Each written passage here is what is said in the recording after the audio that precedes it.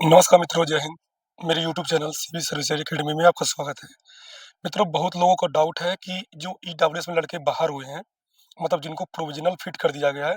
अभी 4 तारीख को जो डीपीएसटी थी हमारे लखनऊ पुलिस लाइन में, वहाँ पे काफ़ी सारे बच्चों को प्रोविज़नल फिट मतलब ईडब्ल्यूएस सर्टिफिकेट वालों का जिनका इंग्लिश में फॉर्मेट था, ठीक?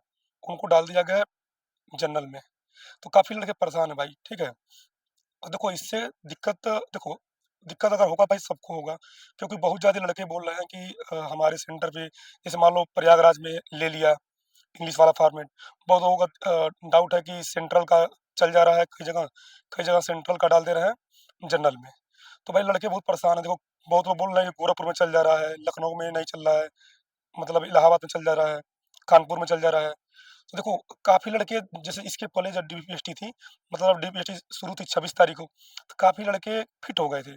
ईडब्ल्यूएस वाला कई जगह इंग्लिश ले भी लिया गया था, सेंट्रल वाला कास्ट वाला सर्टिफिकेट ले लिया, कई जगह मतलब ले लिया गया था, ठीक है?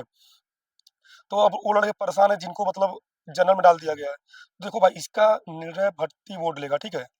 इसका निर्णय भर्ती बोर्ड लेगा। अगर जनरल में डालना होगा तो सारे लड़कों को जनरल में डाल देगा, जो इनके पहले फिट हुए थे उनको भी, और जो भी प्रोविजनल फिट हो रहे हैं अस्थायी रूप से, ठीक है? तो उनको अगर भर्ती बोर्ड का निर्णय ही मान्य होगा, ठीक है? अगर जनरल में डालना होगा तो सारे लड़कों को डालेगा। ये नहीं कि मतलब कि जिनका 3 तारीख को पहले डीपीएसटी हुआ था उनको डाल देगा, उनको फिट कर देगा, और जिनका 4 तारीख को हुआ उनको मतलब प्रोविजनल फिट कर दिया तो वो जनरल में चले गए। देखिए जनरल में अगर चले जाएंगे भाई यूआर वाले, चाहे ओबीसी चाहे एससी वाले, किसी डॉक्यूमेंट की वजह से, तो भाई वैसे भी नहीं होगा, क्योंकि 214 नंबर कट ऑफ गया जनरल का। भाई अगर आप 214 होता तो आप जनरल क्वालीफाई करते। अब 214 से कम है तो आप वैसे ही बाहर हो जाएँगे, ठीक है? तो सारा निर्णय भर्ती बोर्ड लेगा। जब यहाँ यहाँ आपका डॉक्यूमेंट चेक हो जाएगा, उसके बाद सब कुछ फाइल बन के भर्ती बोर्ड में जाता है, ठीक है?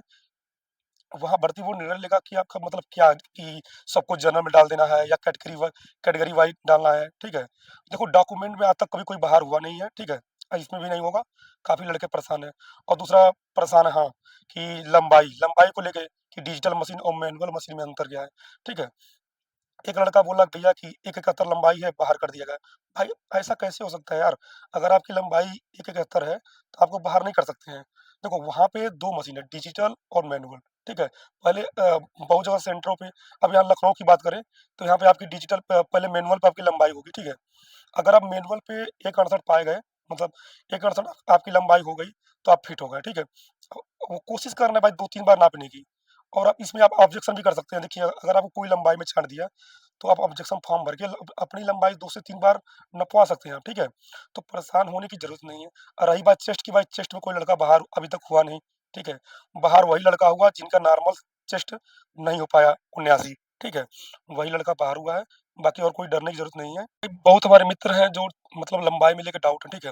देखो बहुत से ऐसे सेंटर पे अगर आपकी लंबाई एक 67.8 7 या 9 यहाँ तक पॉइंट में होती है, तो भर्ती मतलब जो यहाँ पे चल रही है डीपीएसटी, ठीक है? मैक्सिमम सेंटर पे जो मतलब पीटीआई या कांस्टेबल जो नाप रहे हैं, वो पूरा कोशिश करते हैं भाई कि आपका ये 61 हो जाए।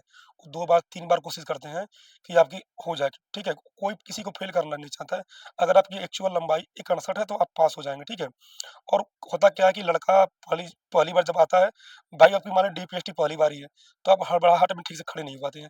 तो कभी भी अगर आप लंबाई चेक कराने जाते हैं, जैसे मान लीजिए इसके पहले इसके बाद जिनका डीपीएसटी होने वाला है और उनकी लंबाई 161 है, चाहे 168 के आस-पास है, तो वो जब खड़े हो भाई ना, तो जैसे मान लीजिए आप ऐसे खड़े होइए, तो पंजे खोलकर और एड़ी सटाकर ऐसे खड़े खड़े होइए, और ऊपर से 45 डिग्री, मतलब ये जो है, ये 45 डिग्री आप जब देखेंगे सामने ना, तो ये जो पीछे का हिस्सा है ये उठ जाएगा। और लंबाई देखो, लंबाई यहीं से चेक होती है, ठीक है? काफ़ी लड़के ऐसे कर लेते हैं, ऐसे कर लेते, जब आप ऐसे करेंगे भाई ना, तो ये वाला हिस्सा पीछे चला जाएगा, ठीक है? ये वाला हिस्सा पीछे पीछे चला जाएगा। और वहीं आप अगर ये 40 डिग्री जैसे सामने आप 40 डिग्री से टाइट होके खड़े होइए, ठीक है? अगर आपका लंबाई नॉर्मल मतलब एक 67.89 भी है ना, और आप ऐसे 45 डिग्री देखते हैं, तो ये जो हिस्सा है वो टच होगा, ठीक है? अब भाई डिजिटल और मैनुअल में अंतर होता है भाई, 1 सेंटीमीटर का गैप पड़ जाता है। देखो, वहाँ नापने वाले के ऊपर डिपेंड करता है, ठीक है? कैसे नाप रहा है वो, ठीक? बाकी ये हो गया। और देखो दूसरी कि हाँ, कि कितने लड़के बाहर होंगे। देखो डीपीएसटी में काफ़ी लड़के एब्सेंट हो रहे हैं। एब्सेंट क्या, जो अभी बीच में डीबी इसकी भी अभियान चला था, काफ़ी लड़के जैसे कि माने कई अन्य जगह जॉइन ले लिए हैं, जैसे एसएससी, जीडी। तो वो लड़के डीपीएसटी कराने मैक्सिमम नहीं आ रहे, कुछ 1-2 आ रहे हैं जिनको जीडी में नहीं जाना, ठीक है? तो यहाँ से मतलब जो एब्सेंट हो रहे हैं, ठीक? उसके बाद लड़के लंबाई में बाहर हो रहे हैं। चेस्ट में कहीं-कहीं जिनका नॉर्मल नहीं आ रहा भाई चेस्ट, जैसे मान लीजिए 77 नहीं मतलब 79 नहीं हुआ, 77 हो रहा, तो भाई वही फेल हो रहा, ठीक है? अगर आपका 78 पॉइंट समथिंग में अगर देखिए नॉर्मल, पहले तो कोशिश कर रहे हैं। यहाँ लखनऊ सेंटर पे हुआ क्या था, काफ़ी लड़के बाहर हो रहे थे चेस्ट में, तो उनको दोबारा-तिबारा मौका दिया गया कि भाई जाओ कुछ खा पी के आओ, दोबारा चेस्ट नापा जाएगा। तो यहाँ से आपको डरने की ज़रूरत नहीं है, ठीक है?